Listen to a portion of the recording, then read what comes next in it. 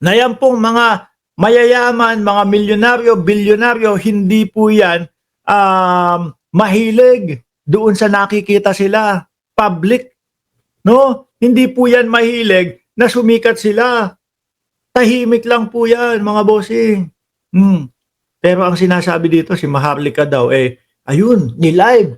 Para naman syempre sikat na, nako, ito, mayayaman yung kasama ko. Nandito ako sa loob ng mga Marcos.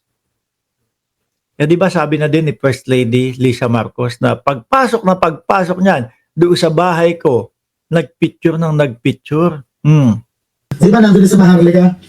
Tapos, talaga ako noon, din ako. Kasi nag-monitor din ako sa nangyayari. Tapos, nung mga bandang, mga bandang, I think 11 or 11 p.m., nung malaki-laki na yung lamang ni BBM, nag-21 million na yata yung boto niya. Tatanda mo yun eh. Tapos, nakikita ko, na mananalo na talaga si BBM. Ano ginawa ko? Nag-live ako. Pero, bago ako mag-live, Naku, paumanhin ho, inunahan ko pala yung kwento ni TV. pumunta ako sa kasulok-sulukan ng situation room niya, yung situation building, ganyan. Yung kasulok-sulukan ng headquarters. Para, pag nag-live ako, ang background ko, clean lang. Walang ibang tao, walang nasagasaan. Parang respect. Totoo. No? Ako ho, mga kababayan, kunyari, meron akong na video o meron akong kinuhanan na isang tao. No, kumbaga magkakasama kami. Picture, group picture. Mga bossing, group picture. Papaalam ko muna 'yon. Mga boss, pwede ko bang i-post 'to? Baka kasi merong mga kagaya ng mga kaibigan mo, hindi ako nagpaalam. Huy, hindi ako nagpaalam na dito tayo pupunta. Mga may ganun, masagasaan. Di po ba? Respeto doon sa mga kasama. Hindi po porkit nandiyan yan, basta video ka na lang ng video. Lalo na po yung mga bilyonaryo, milyonaryo na ho, mga kababayan. Hindi ho yan timawa sa kasikatan. Ayaw nga po niya, nalalabas ho eh. Ito lang sa privacy ng ibang mga tao. Si Maharlika, ano ginawa? Ini-live. Pati yung mga mayayaman na kamag-anak ni PBBM na hindi naman gustong lumabas sa video, ini-live niya. Binigyan niya yung mga mukha. Ay, tanongin kita bakla, paano ka hindi makakabusita ng tao? Wala kang respeto sa privacy nila. Mga ganun bagay, yung parang binigyan kayo ng chance na makapasok kahit pa paano sa circle nila. Kasi alam niyo naman, ibang social circle yun eh. Binigyan kayo ng chance na makapasok, kayo squandered it. Kasi hayok na hayok siguro kayo na magka-content. Kaya nagagalit din si Banat Bay eh. Nagagalit yung mga DDS doon kay Maharlika, mga bossing eh.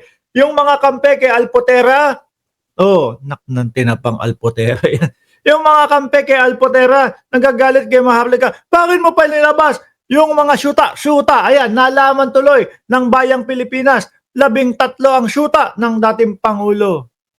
Kaya po, para medyo umukay-okay, kasi sa Pilipinas, hindi naman po, hindi naman po normal yung 13 ang syuta. 13 ang syota, mga kababayan. Hindi normal sa atin yun. Kaya, para magmukha na lang, okay lang yan. No, kagat na lang po. Biruin mo, ginawa pa nila katatawanan. Away-away na magsusyota. Yan. Nagkaroon pala tayo talaga ng presidente na hindi marunong rumespeto sa kababaihan. O yabang na yabang kayo na nandun, dinilive ninyo. Hindi po ganun. Yung mga Marcos nga, 2017 ko pa kilala. Sino nakaalam na close ako sa kanila? Kailan lang? Kasi hindi ako ganun. Hindi ako yung makasama sa mayaman, pipicture na ako sa mayaman, kasi post ko na. Kasi pa yun. Hindi ganun. Kailangan makasama kayo ng konti. Wala, chip ka pala, Maharlika eh. TP, nakikita ko, naka-Gucci si Maharlika na, na chinelas, naka-Gucci yan, Pero chip nga naman yung mga ganun, mga boss. Unang beses ka lang yata pinapasok ng gano'ng kadami bilyonaryo sa isang kwarto. Ano ginawa ba nila po sila? Nakikita mo ba na bago lumitaw yung mga yan? Kumbaga kasi ang gusto nila doon, eto mga kaibigan ko, milyonaryo, bilyonaryo, kasama ako sa mayayaman. Ganun yung gustong sabihin niya. Ganun yung gustong ipamukha niya. Tingnan niyo po ako, mga bossing. Tingnan niyo lang po ang lagi kong kasama dito sa aking vlog. Ayan yung manikin. Ewan ko kung kanino yan. Nilagay nung misis ko dito sa loob ng bodega namin. Bodega ko kasi ito.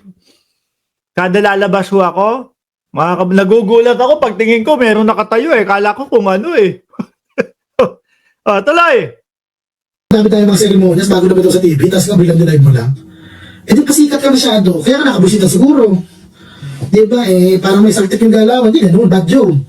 Sakit to na, sabihan ka pa sikat, o bad daw yun. Di ba? 2019, totoo na lang, 2019, bago mag-pandemic. Sumama ako sa isang food trip ni, yung food tour ni Chef Sandy Daza. Nakasama ko sila BBM. Nakita ba, nagpost ako kahit isang picture? 2019 yun, bago mag-pandemic. Walang picture. Magkaibigan na kami ni Lisa ng close, 2018 pa. Oh. Nung panahon na Kasi mga social climber, alisin ko na ho mga bossing. Dumako na tayo doon sa kay Inday Sara Duterte, mga kababayan. Nako, madami to. 1, 2, 3, 4, 5, 6, 7, 8, 9. Tatlo. Mga bossing, ito. No? Sa atin ho, mga kababayan, tayo kapag kayong mga nagpo-position tayo, 'di ba? Inihahalal natin, ibinoboto natin. Pero sa mga Duterte, mga bossing, pansin niyo po ba yung pagiging nepotismo nila? Yung tipo bang gagamitin nila yung mga kapangyarihan nila, gagamitin nila na sila ay nakaupo, gagamitin nila na ako ay presidente, mag-a-appoint ako ng mga kamag-anak ko. Ganyan sila tingnan mo, pati nga si Sulaika, 'di ba? Eto matagal na ho itong nabalita. Bumalik lang po, mga bossing. No? Naalala ko lang po, no? Sabi, kaya di maiwan ni BP Sara, si Sulaika, matagal nang magkasintahan, sabi po ni Montulfo. Siguro po, ayan ang dahilan na magkasintahan sila, kaya, nai-appoint si Lopez doon sa OBP, no? Kawawa naman, roromansa kay Digong, sabi ni Chi Cereza. Sabi dito sa balita na to, matagal na anyang may relasyon si Vice President Sara Duterte at ang kanyang Chief of Staff na si Sulaika Lopez. Dahil syuta kita, hindi ho ako may sabi niyan, nire-reactionan ko lang yung balita ni Montulfo. Yan. Dahil syuta kita, i-appoint kita. Diba? Ganyan po. Madami din pong in-appoint ang dating Pangulo na ganyan, na mga kamag-anak nila. Upang sa ganun nga, kapag dumating ang panahon, ligtas sila. Pati po sa Supreme Court, 'di ba? Mga ano doon, appoint din ng dating Pangulong Duterte, pero dito muna tayo. Matagal aniyang may relasyon si Vice President Sara Duterte at ang kanyang Chief of Staff na si Sulaika Lopez. Ito ang ibinunyag kahapon nung last year pa yata to, ng dating kolumnista na si Ramon Tulfo. Mahilig sila yung mga ganyan mga bossy. Yung tipo bang dapat yung mga halal ng bayan o yung dapat yung karapat dapat para doon sa posisyon. Hindi, kamag-anak ko, kaibigan ko at kung sino man na magiging loyal sa akin ang lalagay ko diyan. Kahit na hindi marunong yan ang ilalagay ko diyan. Mahilig ho silang ganyan, mga kababayan.